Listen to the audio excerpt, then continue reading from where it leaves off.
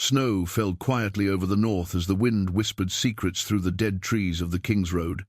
Winter had come, and with it, a name that had started spreading like wildfire: Jon Snow, the bastard of Winterfell. The boy who had once been nothing more than a Stark's shame, now declared king in the north, uniting wildlings and Northmen alike. But far away in the south, in the golden halls of Casterly Rock, one old lion was not impressed.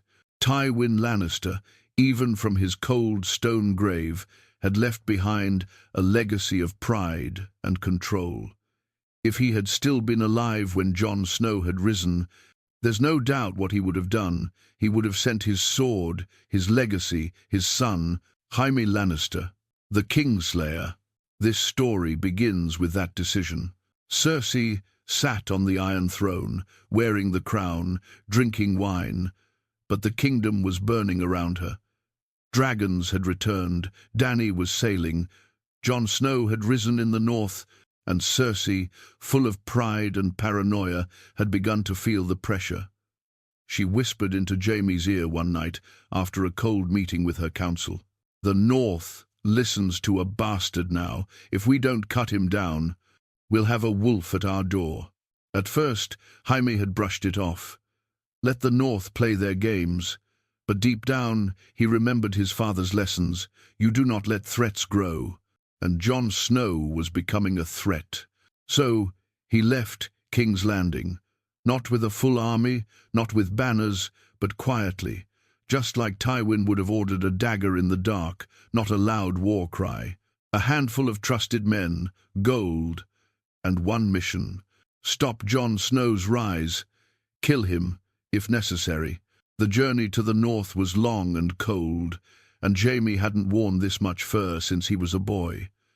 The north was unfamiliar, harsh, a place where Lannisters were not loved. Every inn he passed, he heard the same name: Jon Snow. But what shocked him more was the way people spoke of Jon, with respect, with hope, almost like he was something more than a man. He came back from the dead, they say. He speaks to the wildlings like they're his kin. He killed the mutineers at Castle Black. He don't fear death. It all sounded like fairy tales. But fairy tales were dangerous, and Jaime had killed kings for less. At Winterfell, Jon stood by the ramparts with Sansa, his sister. The wind whipped through their cloaks as they discussed ravens from the south. The Lannisters were quiet, too quiet. Sansa didn't trust it. She never did. She knew what silence meant from them. But Jon was focused elsewhere. The threat beyond the wall. The army of the dead. He didn't want southern politics. He didn't want to wear a crown. He wanted unity. He wanted survival. Little did he know, a lion was already in the snow. Jaime reached Moat Cailin, the ancient fortress that guarded the north. With his small group of men, he posed as a trader heading to Castle Black. He knew he couldn't show his golden hand. Not here. One wrong glance and his head would be on a spike. The North remembered. The North always remembered. At night, he sat by the fire, staring into the flames, remembering Tyrion's words. Jon Snow's a good man, maybe too good for this world. Jaime didn't want to kill a good man. He didn't want to kill anyone anymore. But orders were orders, even unspoken ones, even when they came from a ghost of a father buried in stone. But things were changing inside Jaime. He wasn't the same man who had pushed a boy out a window, not since Brienne, not since the war. He saw now how empty the Lannister pride really was. Still, he moved forward, toward Winterfell, toward Jon Snow, toward a decision that could change everything. Snowstorm rolled over the hills as Jaime Lannister crossed the final stretch toward Winterfell. His horse breathed heavily, almost frozen, and the men with him were tired, silent. One of them, a younger knight from the Westerlands, finally spoke. "Sir Jaime, why don't we just ride back? This Snow, he ain't our enemy." Jaime didn't reply, because a part of him agreed, but something else was pulling him forward, a shadow from the past, a command that never left his mind. His father had once said, "A lion does not ask for permission to hunt, it simply kills." Tywin's voice still lived in his head, sharper than a sword. Jaime hated that. Yet here he was, riding north to face a man he didn't hate, a man he'd never even met. At Winterfell, Jon Snow trained in the courtyard with Sir Davos watching from the side. His sword met the steel of a young wildling warrior, a boy who once would have been killed on sight by a man of the Night's Watch. Now they were sparring like brothers. That was the kind of man Jon had become. Sansa watched from above. She wasn't smiling. She could feel something cold in her bones, and it wasn't just the snow. Something was coming. She didn't trust the calm. Then the raven arrived. Jaime didn't send a message, but someone else did. A farmer near the last hearth spotted the golden-haired knight. He recognized him from old stories, from war, from wanted posters. He had seen Lannister men burn villages before. He had seen Casterly Rock's colors, riding with death. The raven carried the message to Winterfell. The Kingslayer rides north, not with an army, but with intent. Beware. Sansa read the scroll and froze. "He's here for you," she whispered to Jon. Jon frowned. Why would Jaime Lannister come here? He's not Cersei's puppet. But even as he said it, doubt crept into his voice. He had seen too much to believe in coincidences. Jaime finally reached the edge of Winterfell. No banners. No announcements. He didn't want a war. He wanted to see the boy they were calling a king, the bastard, with stark blood and a dead man's legacy. He wanted to look into his eyes before deciding anything. But the gates didn't open.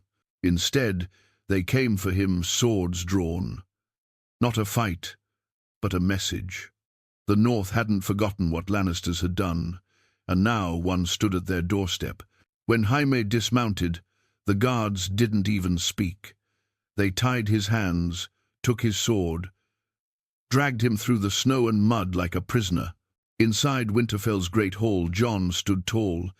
He didn't wear a crown, and he didn't sit on a throne. But when Jaime looked at him, he saw something dangerous: honor and belief.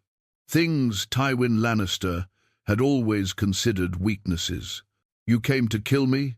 Jon asked, calm but cold. "No," Jaime said. "I came to see if I needed to." The hall fell silent.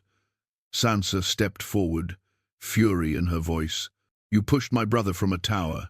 "I did," Jaime said, not denying, "and I've paid for it every day since." Jon looked him in the eyes. "I've heard you're not the man you used to be," Jaime shrugged.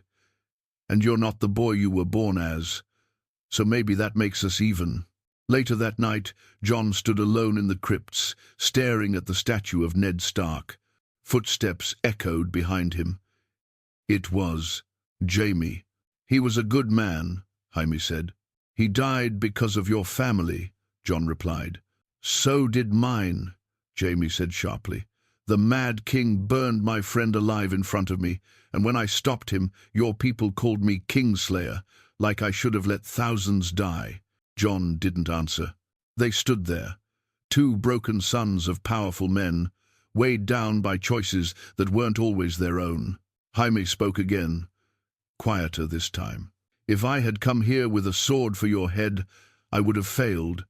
Because the truth is, Jon Snow, I don't want to kill you. I came because I needed to see why everyone believes in you. And now I think I understand." Jon looked at him. Really looked. And for the first time, he saw not the Kingslayer, not the Lannister knight, but a tired, complicated man, trying to be more than what the world called him. "Then help us," Jon said. "Against Cersei?" Jaime asked, surprised. "Against death," Jon replied. Jaime nodded slowly. "Then I'll stay." But what neither of them knew was that Cersei had already sent someone else, someone darker. Someone who didn't care about honor or seeing the truth. Someone with poison in her veins, Qyburn's little pet project. And while Jaime Lannister found something like peace in the cold, the true war had already begun in the shadows of Winterfell. The fires in Winterfell burned bright that night, but the cold had settled deep in everyone's bones, not from the snow, but from the silence. Jaime Lannister was no longer a prisoner, yet he wasn't a guest either.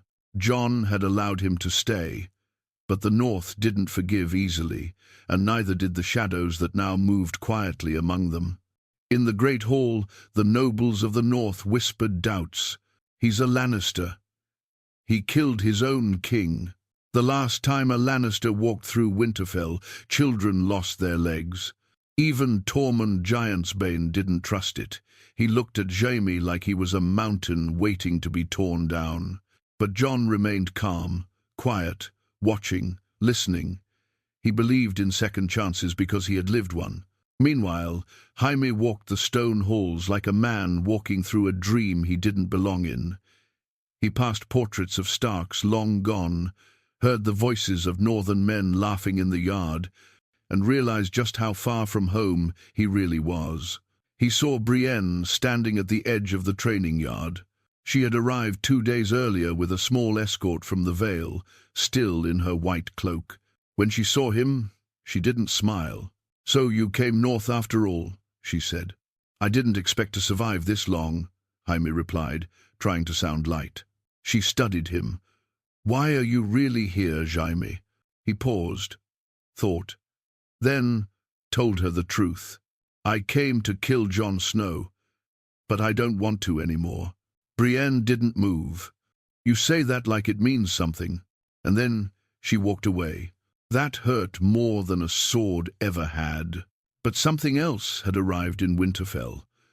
Something no one noticed. Disguised as a southern trader, a man with no name had slipped through the gates 2 nights earlier.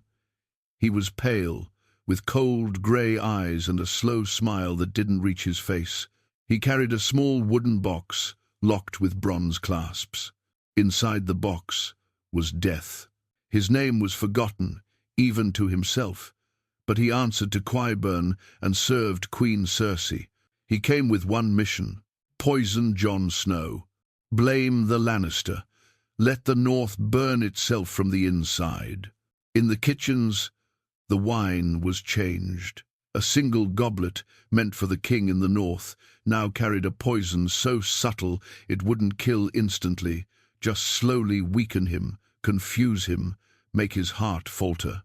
The man delivered the wine with a warm smile and a forged letter of thanks from the noble houses of the Riverlands. The perfect trap. That night, a feast was held in the great hall. Not a celebration, but a reminder of unity, of resistance. The room buzzed with tension. Jon sat at the head, Sansa beside him, Sir Davos near. Jaime was seated far down the table, next to Tormund, who hadn't stopped glaring at him since he arrived. Then the wine came. The cup was set before Jon by a young kitchen girl. She smiled nervously and walked off quickly. But Jaime noticed something. The wine didn't come from the main barrels. It came from a separate tray, carried by a man he didn't recognize. He looked again, too clean, too calm, too quiet. Something wasn't right. Then he remembered Tyrion's words long ago. Poison is a coward's weapon, but it's the only one that never leaves evidence. Jon raised the goblet, already laughing at something Davos had said. His hand was at his lips, and Jaime stood, fast, too fast. He walked across the hall. Everyone turned to look. "Don't drink that," he said sharply. Jon paused. "What?" "It's poisoned." Silence. Sansa stood up, wide-eyed. "What are you talking about?" Jaime pointed at the man near the kitchen entrance. The pale one. The one who was now turning to leave. That man. He doesn't belong here. Guards rushed. The man ran not toward the exit, but deeper into Winterfell. Like he knew the castle's halls better than they did. But he didn't get far. A blade slid through his ribs before the guards could catch him. Arya Stark stood behind him, calm as ever, her face blank. "He was watching Jon all day," she said.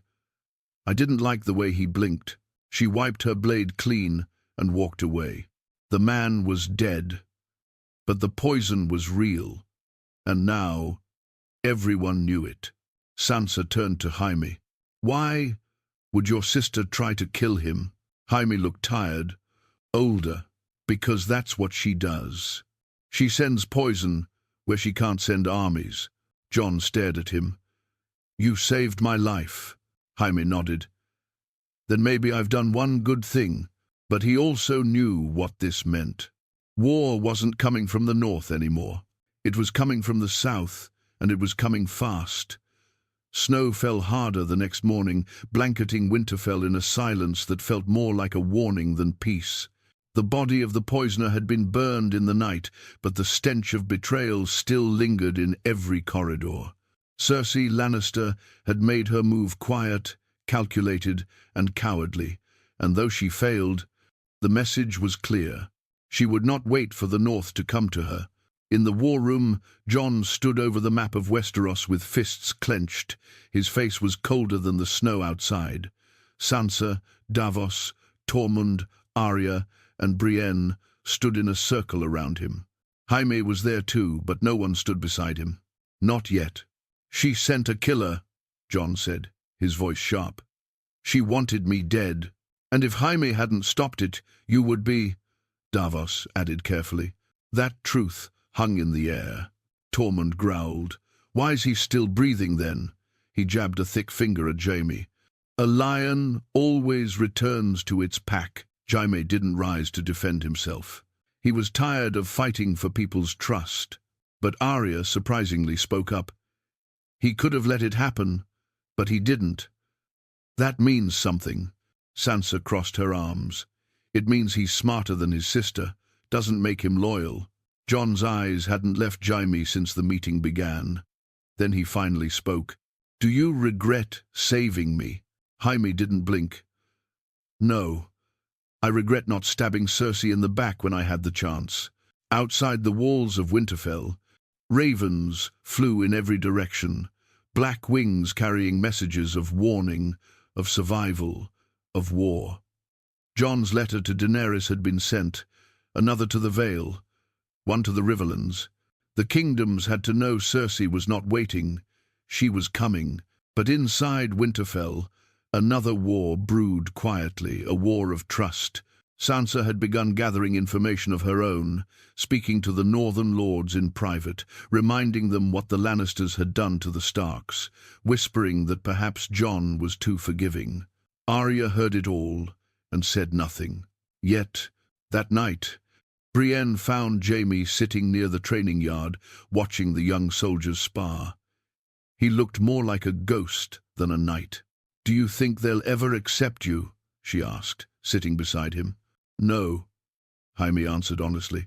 "But I didn't come for acceptance. I came because I'm tired of watching good people die while I stand on the wrong side." Brienne nodded. Quiet. "There's a better man inside you. I've seen him." Jaime looked at her, almost smiling. "I think you're the only one who has." But Winterfell had more eyes than they realized. Varys's old little birds had not all vanished.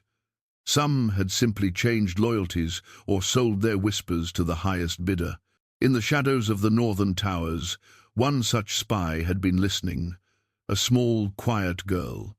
No one noticed her cleaning dishes, mopping halls, delivering scrolls. She carried a blade laced with the same poison as before, hidden in her boot. Her mission was simpler. If the first attempt fails, try again. Kill the wolf, silence the lion. But this time, she wasn't aiming for Jon. She was aiming for Jaime. At the evening meal, the hall was dimly lit.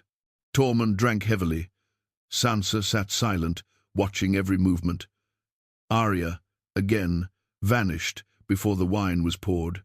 She was always vanishing now, like a shadow with a purpose. Jaime sat far from Jon. No one raised a cup to him. No one spoke, until a scream shattered the silence. A kitchen boy came running into the hall, pale, panicked. "There's a body in the larder," he cried. "One of the girls, the southern one." Guards rushed. Jon stood immediately. Arya entered just as they left, sword already drawn, and when they found the girl's body, her face had been cut clean off. Only one person in Winterfell knew what that meant. Arya knelt beside the corpse, her voice low. She was faceless. One of them. Sansa looked horrified. They sent a trained assassin? Arya nodded. Cersei's pulling strings in places even we forgot about. Jaime arrived late, having overheard. His face went white. She was meant for me, wasn't she? Jon answered for her. Or both of us. Doesn't matter now. Jaime looked at Arya. How did you know? She stared back, expression unreadable. Because I killed her first. The war hadn't begun with swords or banners. It had begun in silence, in poisoned wine, in stolen faces, in every whisper that questioned Jon's right to lead, and every glare that questioned Jaime's right to breathe. But now the North understood. Cersei would not stop, and neither would they. The North had always been a land of hard faces and harder choices, but now, under the cold winds and quiet stars, Winterfell was changing. It had become a castle filled with tension, like a sword drawn but not yet swung. The second assassin's death, faceless, deadly, shook everyone, not because Jon had nearly died, or because Jaime had again been marked for death, but because it meant something deeper. Cersei had reach, even here, even now, and that realization made some of the Northern Lords question everything. The next morning, in a quiet room beneath the Great Hall, Lord Glover, Lady Cerwyn, and Lord Royce gathered at Sansa's request. No guards, no ravens, just whispers. Jon is brave, no one denies it, Sansa began, but bravery doesn't stop assassins. Or poison, added Glover grimly. Or dragons, Royce muttered. Sansa leaned forward. He trusts too easily. First the wildlings, now a Lannister. What will be next? They didn't answer. She didn't need them to, not yet. She just needed their doubts to take root. Outside the door, Arya listened. She said nothing, but her face told the story. Elsewhere, Jon stood in the godswood, snow gathering in his dark hair, eyes locked on the weirwood tree. Ghost stood beside him, silent and watchful. Jaime approached slowly. This place gives me chills, he muttered. It's supposed to, Jon replied. It remembers. They stood in silence for a moment. Then Jaime spoke. Your sister is working against you. Jon nodded. I know. No, Jaime said. Your other sister, Sansa. Jon looked over sharply. She thinks you're too soft. She's trying to turn the lords. Jon didn't answer right away. He didn't want to believe it, not fully. But something in his gut had changed. He could feel it. In the way she looked at him, spoke to the council. Treated Jaime like rot underfoot. She's not a traitor, Jon said finally. Neither was I, Jaime replied, until the day I was. Later that night, Sansa visited the crypts, thinking herself alone. But Arya was there again, sitting quietly in the shadows, staring at their father's statue. He'd be proud of you, you know, Sansa said softly. Would he? Arya asked. He hated lies and secrets. Sansa turned cold. What are you accusing me of? Arya stood slowly, meeting her sister's eyes. You're not trying to help Jon. You're preparing for his fall. I'm preparing for survival, Sansa snapped. When dragons burn cities and Cersei sends faceless killers, someone needs to be smart. Arya's eyes narrowed. You sound like Littlefinger. Sansa stepped forward, her voice sharper now. And you sound like a child still chasing shadows. The sisters stood nose to nose. The air between them was colder than the cryptstones. If you betray him, I won't warn you twice, Arya whispered. Sansa's jaw clenched. And if he gets us all killed, will your blade stop a dragon? Arya didn't answer. She didn't need to. Above them, in the Tower of Ravens, a secret letter was being prepared, sealed with a sigil not seen in years, the Lion of Casterly Rock. It was Jaime's writing. He didn't send it to Cersei. He sent it to Tyrion. The message was simple. Winterfell is breaking from the inside. Cersei is moving faster than we thought. Jon won't survive unless someone forces unity. You must convince Daenerys to come now, or there won't be a North left to save. He hesitated before sealing it, then added one more line. And tell her if she burns this place to the ground, I'll stand against her too. Meanwhile, Jon called a council. Not in the Great Hall, but in the old war room where Robb once planned battles. Only 5 people were invited: Sansa, Arya, Davos, Brienne, and Jaime. He laid his hand on the table, voice steady. The North is breaking. No one disagreed. I know some of you think I'm weak, that I forgive too much, that I should have killed Jaime, or the wildlings, or even bent the knee to Cersei. He looked straight at Sansa. But I'm not here to play the Game of Thrones. I'm here to save the living. Sansa didn't flinch. And what if the living don't trust you anymore? Jaime stepped in, then unexpected, calm. Then trust me. All eyes turned. I know Cersei better than anyone. She'll come at us through the cracks in our alliances, through the doubts in your hearts. That's how she wins. He looked at each of them. If you start fighting each other, you'll lose before a single Lannister sword crosses the neck. Jon nodded. Then we hold together, even if it means bleeding for it. Sansa looked away. Arya didn't blink. Brienne nodded. And Davos simply whispered, 7 hells. I hope this works. Outside the walls, another raven arrived. Its message was short. The Golden Company has landed at Blackwater Bay. Cersei rides for war, and in her chambers, far to the south, Cersei Lannister smiled as she watched her map of Westeros burn just a little slower. The walls of Winterfell groaned beneath the weight of fresh snow, as if the very stones sensed something was wrong. Not just the threat from the south or the assassins in the shadows, but something deeper, a storm waiting to explode from within.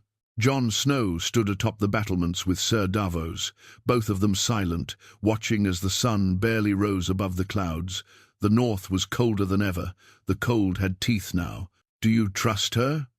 Davos asked suddenly. Jon didn't need to ask who he meant. "She's my sister." Davos gave a weak laugh. "That's not what I asked." Jon sighed. "She's not the same girl who survived King's Landing, or Ramsay. She's colder now, sharper." "Steel can cut both ways," Davos replied, rubbing his gloved hands together. "Especially when it's pointed at your back." Below them, Sansa stood in her private chambers, looking over a map of Westeros, with Lord Glover beside her. His loyalty to Jon was thin as ice now. All it had taken was fear, a little doubt, and Sansa's careful words. "If he brings Daenerys here, it's over," Glover said bitterly. "We'll be ruled by fire." Sansa didn't look at him. "That's what I'm trying to prevent." He leaned closer. "Then perhaps it's time the North had a queen again." Sansa's eyes flicked toward him, calm, calculating. "Perhaps," but she didn't smile. Elsewhere, Arya followed Jaime again. She didn't trust him, not completely, not because he saved Jon, but because men like him always came with strings. She had seen too many charming liars to fall for one with a golden hand. Yet this time, she didn't follow him to catch him. She followed him to warn him.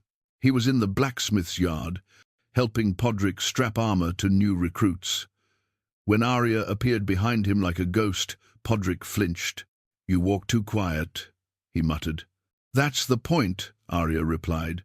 Jaime turned. "Come to cut me down in broad daylight?" Arya didn't laugh. "Sansa's moving pieces. And some of them point at you." Jaime nodded. "I know. She thinks if something happens to Jon, the North will fall in line behind her." Jaime's jaw tensed. "She wouldn't. She might not need to," Arya said. Not if Jon keeps trusting the wrong people. She paused. Including you. Then she walked away. Jaime looked down at his golden hand. For the first time in weeks, it felt heavier than usual. That night, as torches burned and the wind howled like wolves through the towers, a new sound echoed over the horizon wings. Huge, heavy, powerful. A shadow swept across the snowy field beyond Winterfell. And then another. Soldiers rushed to the gates, shouting. Archers ran to their posts. But no attack came. Instead, two massive shapes landed just beyond the walls, shaking the ground. Drogon, Rhaegal, and between them, clad in black and red, her silver hair whipping in the wind, Daenerys Targaryen. The gates opened. Jon was already there, breath steaming, heart pounding.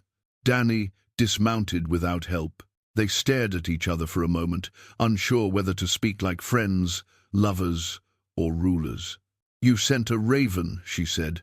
"So I came." He nodded. "And you brought an army."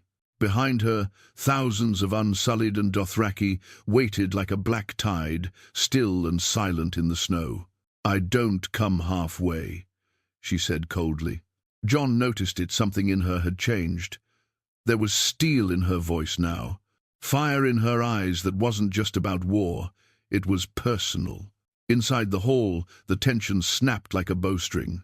Sansa stood on the balcony, staring down at the silver-haired queen who had come north without invitation and with dragons behind her. "She's here to take the north," Sansa whispered to herself. Arya heard it. "She's here because Jon asked." Same thing. Jaime stood near the entrance, watching it all unfold.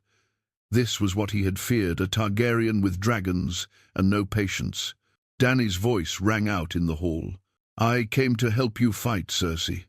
I did not come to beg for the North's approval." Sansa stepped forward. "Then you'll be disappointed. We don't bow to fire anymore." Jon moved between them. "Enough.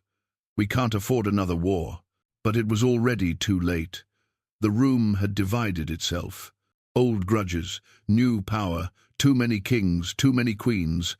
And in the silence that followed, a raven arrived at the tower once again. This time from Cersei herself. A letter, sealed in black wax. It read, "Let the dragons burn, let the wolves tear each other apart. The lion will roar last. Cersei Lannister." Jaime read it, and in that moment, something inside him broke. "She wants us to destroy each other." Jon looked around. The stairs, the swords, the silence. And maybe we already have. The halls of Winterfell had never felt so full and yet so empty. With Daenerys inside the keep, her dragons curled in the snow beyond the walls, and the Unsullied standing like statues through every corridor, the North had become a cage of quiet stares and sharp tension. No one knew who was in charge anymore. Jon Snow still called himself king in the North, but Daenerys had come with fire, and Sansa with something colder ambition. That night, the great hall filled again, not with feasting, but with judgment. Daenerys stood before the lords of the North, her voice strong, her presence unshakable. Jon stood beside her, visibly uncomfortable. "I came to save Westeros. I bled for it in Slaver's Bay. I watched my children die for it," she said, eyes flashing. "Now I offer the North peace. Join me. Stand against Cersei. And when the war is over, you will not be forgotten." Her words were meant to inspire. But in the back of the hall, Sansa Stark leaned forward and spoke with her usual calm steel. "You mean we'll be rewarded with obedience, just as long as we bend the knee now?" Dany's jaw tightened. "No, you'll be part of a united realm, a realm that doesn't trust you," Sansa replied. Whispers stirred the room like wind across dry leaves. Jon stepped forward, breaking the tension. "Enough. We're wasting time. The real war is coming. With or without unity, Cersei will strike. And if we're still arguing when she does, none of us will live long enough to say, 'I told you so.'" A heavy silence followed. Then A single voice rose.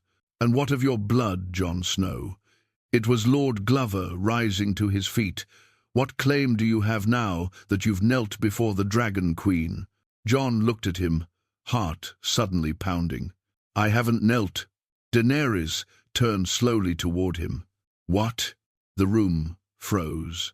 "Not yet," Jon said. "And not today." Her eyes narrowed, hurt and fury dancing behind them. "Then why summon me?" she asked. "Why send for me, if not to stand together?" "Because I trust you to help us," Jon said. "But I won't sell the North to buy survival." Those words struck her deeper than swords. She turned away without another word. The dragons outside screeched. Later, the halls emptied. Whispers became fire. Daenerys stormed into her chamber. Tyrion followed her. "You said you'd win hearts," he said carefully. "I'm not here to charm Northerners," she snapped. "I'm here to survive. And if Jon Snow won't kneel, then maybe I should take Winterfell instead of asking for it." "That would make you a conqueror," Tyrion warned. "Not a queen. Then maybe conquering is all they understand." And with that, the Queen of Dragons turned away.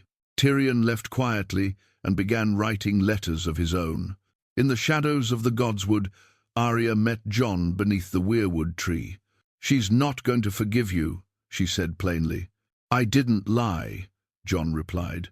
"But you didn't choose her either." He looked away. "Do you still trust me?" he asked. Arya stepped closer. "I always will. But you're playing a dangerous game, Jon. Sansa wants the North free, Dany wants it under her fire.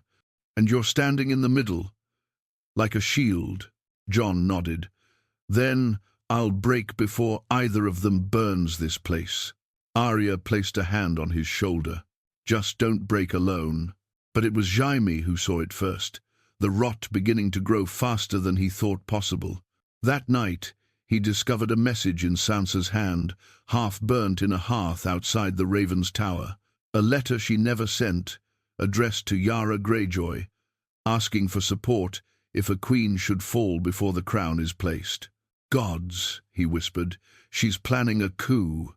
He found Brienne, showed her the ash-stained paper. She wants to remove Daenerys.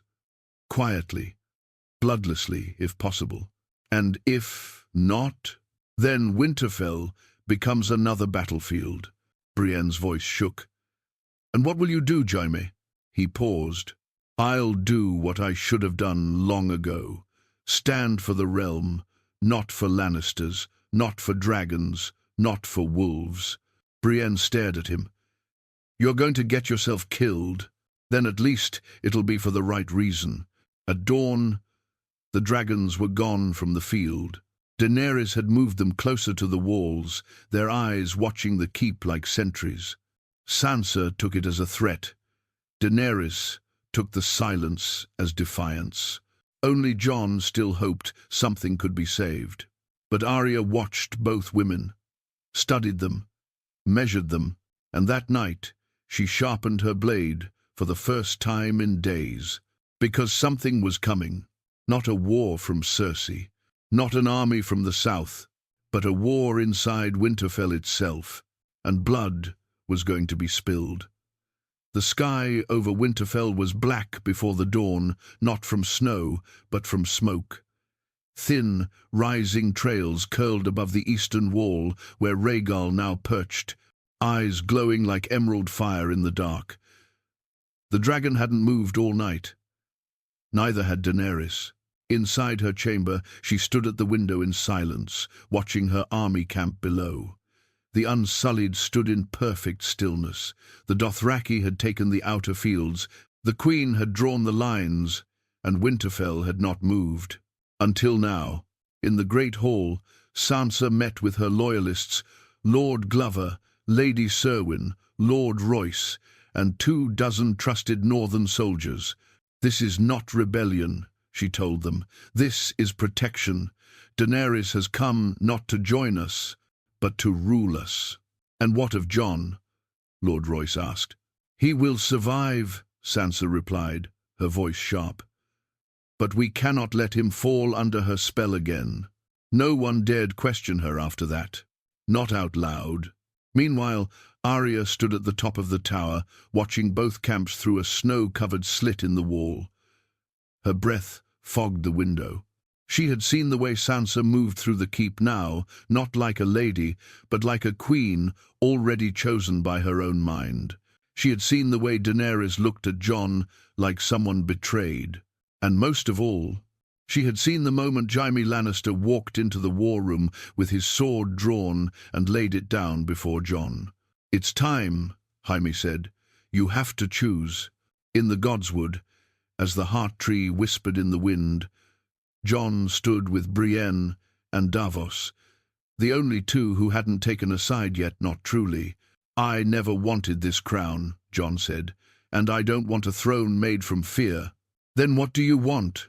Brienne asked. Jon looked up at the snow falling slowly from the trees. "Peace," Davos gave a bitter smile. "You'll find that in the grave, boy." The night cracked open with fire. At the edge of the northern camp, a flame roared through a weapons store. Screams echoed. Men ran. And above it all, Rhaegal let out a screech loud enough to shake the Godswood. But it wasn't a command. It was a warning. Daenerys burst through the gate on foot, surrounded by Unsullied. "Who dares burn my camp?" she shouted. Sansa stepped forward from the shadows, already armored in furs and steel. "The people who don't answer to dragons." The Unsullied raised their spears. Northern swords were drawn in reply. "Stand down!" Jon's voice roared through the hall as he pushed through the crowd. Both women turned to him. "You swore to me," Dany said. "And you broke your own promise," Sansa said. "Enough!" Jon shouted. "You'll tear this castle apart." The torches flickered. The men looked on, unsure who to follow. Then Sansa said it. "The North declares independence now, and we will not follow a queen who brings fire to our gates." Daenerys stepped forward, her voice shaking with fury. "Then you'll die with your pride, and you'll burn with your madness," Jaime muttered. Everyone turned. Daenerys' eyes snapped to Jaime. "You, of all people, want to speak of madness?" "Yes," he said, "because I've seen it, and I swore I'd never let it rise again." He drew his sword. So did Brienne. Arya was gone, vanished from the room. Then came the sound, faint, fast footsteps. Arya, running through the halls, her blade drawn, not for Daenerys, not for Sansa, but for the spy she'd discovered slipping into the war room. One of the Golden Company's scouts planted days earlier, now lighting a trail of oil through Winterfell's lower levels. She slit his throat before he could drop the torch, but the oil caught fire anyway. An explosion rocked the east wing, screams, smoke, chaos, and in the middle of it all, Jon Snow made his choice. He stepped between the two queens. No more. He drew Longclaw and dropped it in the snow. "If you want the North, burn me now, but you'll never rule a people you try to scare into kneeling." Daenerys looked at him. Her hands trembled. Behind her, Drogon's shadow loomed. But she didn't give the order. Instead, she turned and walked through the flames, alone, tears cutting lines through the ash on her face.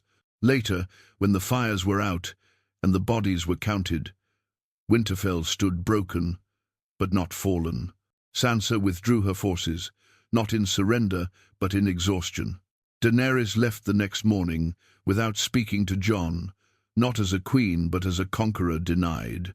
And Jon? He stayed. He ruled not as a king, not as a warlord, but as Jon Snow. And as Jaime Lannister rode south again, the North watched him go with mixed eyes. Some saw a lion, others saw a man who helped stop the kingdom from burning. Only Arya said it best. In the end, it wasn't fire or blood that won the North. It was one man choosing peace when everyone else chose war.